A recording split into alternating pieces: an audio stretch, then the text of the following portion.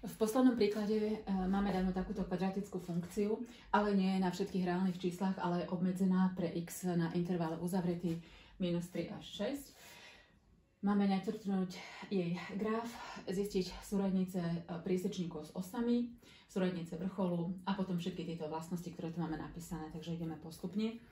Keďže je to kvadratická funkcia, grafom bude parabola, musíme sa najskôr nájsť nulové body, to znamená korene pridruženej rovnice, kadiaľ nám bude prechádzať cez x-ovú os tá parabola a potom už budeme vedieť, že keď Ačko je kladné, tak opäť bude konvexná, pôjde smerom hore. Takže prvé si dáme x na druhu minus 5x minus 14 sa rovná 0 a idem počítať x1, 2 sa rovná minus b plus minus druhá odmocnina b na druhu minus 4ac, to sa mi zmení na plus, lebo to mám minus, lomeno 2a, to sa rovná 5 plus minus druhá odmocnina, to je, to je 25 plus 56, to je 81. 81 lomeno 2, to sa rovná 5 plus 9 lomeno 2 a tu máme 5 minus 9 lomeno 2 sa rovná 5 plus 9 je 14 delené 2 je 7 a 5 minus 9 je minus 4 delené 2 je minus 2.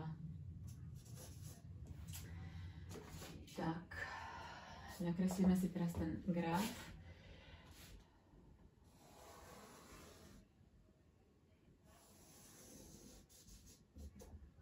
X a y. Skôr si ideme dať sem len tie body. Tu máme minus 2.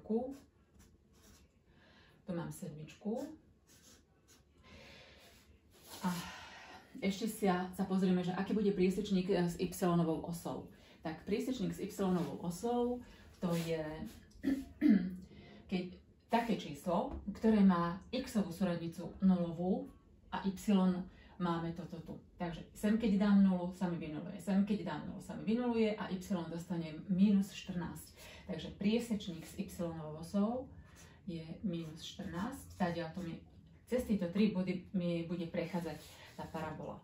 Takže ja ju tak nakreslím. Takto bude prechádzať.